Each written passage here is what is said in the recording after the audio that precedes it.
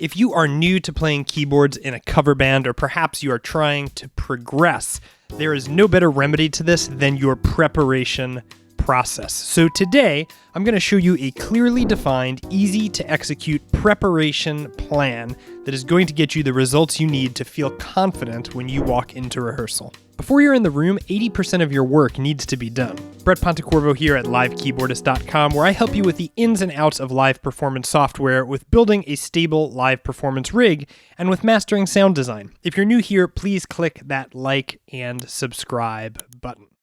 So the key to a successful rehearsal is preparation, and we underestimate at times how much time it actually takes to be well prepared. And the reason for keyboard players that it takes so much time to be ready for a rehearsal is because it's actually 3 layers. It gets overlooked, but the 3 layers are the learning layer, where you're learning the parts, figuring out the chords, figuring out where you fit, and being able to execute that in some sort of rudimentary way. Then there is the rig preparation layer, where you're taking all of that learning that you did and you are putting it into your software of choice. So if you're performing with Ableton or you're performing with Gig Performer, that's when you're sitting down, you're getting your sound set up and in a way that's functional for you. And then the last component is the solo practice layer. So almost rehearsing your rehearsal, where you're sitting down with your music and with your songs and all of the material that you're going to be practicing, and making sure you know it before you get into the room. Because once you're in the room with the band, it's not time for you to learn your parts anymore. It's time for you to learn to interact with the other band members. So let's dive into each of these components one by one, so I can show you how you can have a really successful preparation process. All right, so the learning layer is the most important layer, and it takes a good amount of time because I feel like there are 3 phases to this process. The first is the first basic level of learning. You're sitting down with a tune, you're listening, you're trying to figure out, what does this song feel like? Which parts will I need to cover? What are the chord changes? What song is this key in? How fast is it? These entry-level questions, right? We're beginning to familiarize ourselves with the song. The second level of this is the internalization of it. And this happens over time as we repeat it and as we participate in the third layer, which is executing it in some sort of rudimentary way. Now, I think layers 2 and 3 really go together here because it becomes part of you the more you are able to actually play it. Now, during this first phase of learning, I highly recommend that you're just playing it on piano, because it's going to give you an appreciation for the full overview of the song.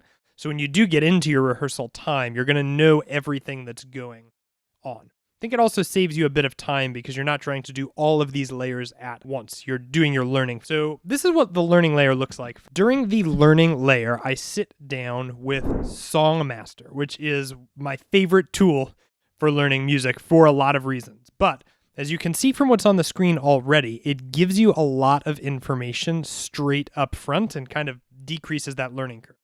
Now, the other thing that's really nice about this is you can set up a whole playlist inside of Songmaster, so as you're going through your set list, you don't have to stop.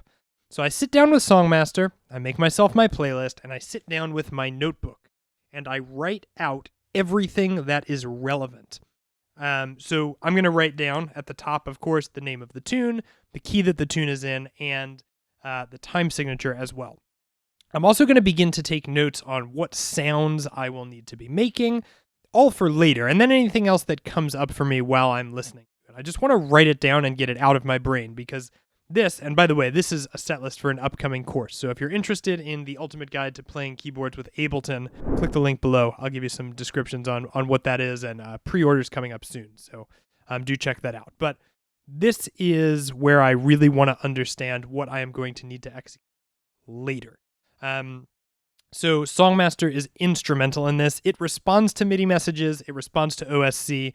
This is like my #1 practice tool. I'll also leave a link to this below if you want to grab a copy for yourself. Really powerful tool. Now, the other key thing that Songmaster allows you to do is generate stems.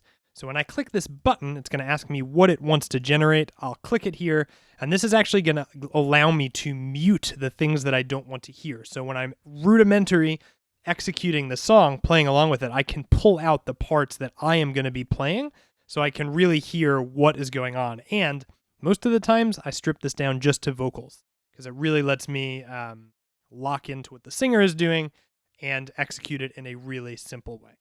So you'll see Songmaster has pulled up all of these tracks. You can just say, I want to hear drums, no bass, no the rest, no guitar, no piano. And then when I hit play,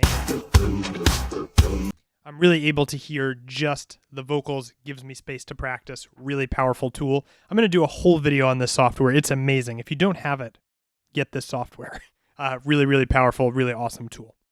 Now, I recommend that you give yourself a good amount of time, if possible, in this stage, because the better you do the learning layer, the better everything else will go. Let's move on to the next layer, which is the rig preparation layer. So when you get to this portion of your process, you are going to know exactly what sounds you already need because you're going to have listened to this song a number of times.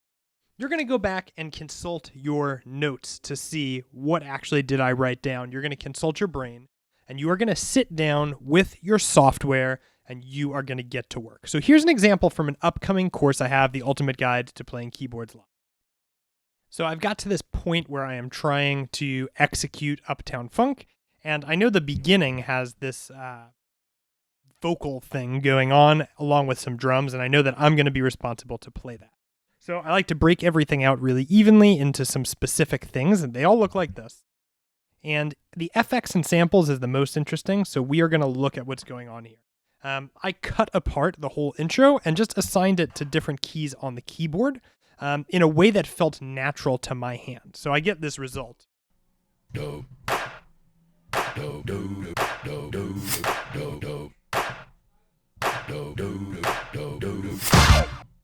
So really solid intro, really easy to play, and it's really just because I laid it out in a format that made sense to me. Now, of course, there are other portions of Uptown Funk that I'm responsible for, right? So when I pop over to the horn part, I've placed the horns in a section that actually feels really easy for me to play. But I also have to cover organ, which was a bit of a challenge, right? So how do I cover all of that stuff without running out of fingers? So in this case, I actually just set up a chord trigger on this channel here. So when I press the note B flat, it becomes this sort of shell of a chord. The output is an F and a B, a C and an F, and then a B and an F when I play A flat. So I can actually play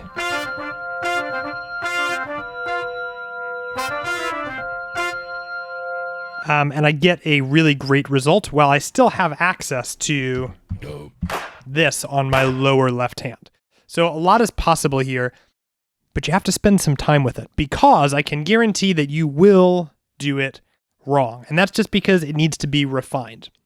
So you're going through your notebook, you're checking off one by one each item as you put it in, and when you're done, you mark it done. And then what do? You go back to Songmaster. You pop just those vocals on and you test it with the recording. Now this is the process called solo rehearsal.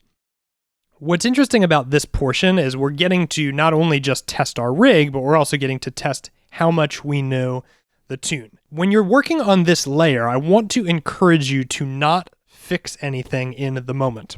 When something happens, I want you to go back to your notebook and write it down so that you don't break the flow, because in your rehearsals, you will not have the opportunity to just stop. So practice, keep going, especially if you had an adequate amount of time on your learning layer. Now, the other thing that's nice about working with Songmaster is that you can just go straight through the playlist. So you can put this in the order that you want to go. Something that gets overlooked from time to time is that not only are you practicing playing the individual songs, but you're also practicing mentally transitioning as well as transitioning your rig from song to song. All of this requires practice, and the more repetition you give yourself, the more successful you will be when you get into that rehearsal room. Now, a few bonus tips about mastering rehearsal and being fully prepared. Get to rehearsal early because you're a keyboard player and you probably have a lot of gear. So make sure you get there early enough to set up. Bonus tip number 2, don't talk during rehearsal. Rehearsal is when you're playing music, and the less talking that happens when you're in rehearsal, the more efficient your rehearsals will be. Make all of your conversations very pointed, very gentle, very kind, but to the point when you're rehearsing so that you're able to make the unit sound better. Now, if you want to go in depth on how I set all of this stuff up, make sure you sign up for my mailing list. We've got this course coming out, The Ultimate Guide to Playing Keyboards with Ableton, very soon. So do sign up for the newsletter so you can be informed when those things come out. Thank you so much for watching. I got 2 videos on the screen right now that you can check out, and I'll see you next time.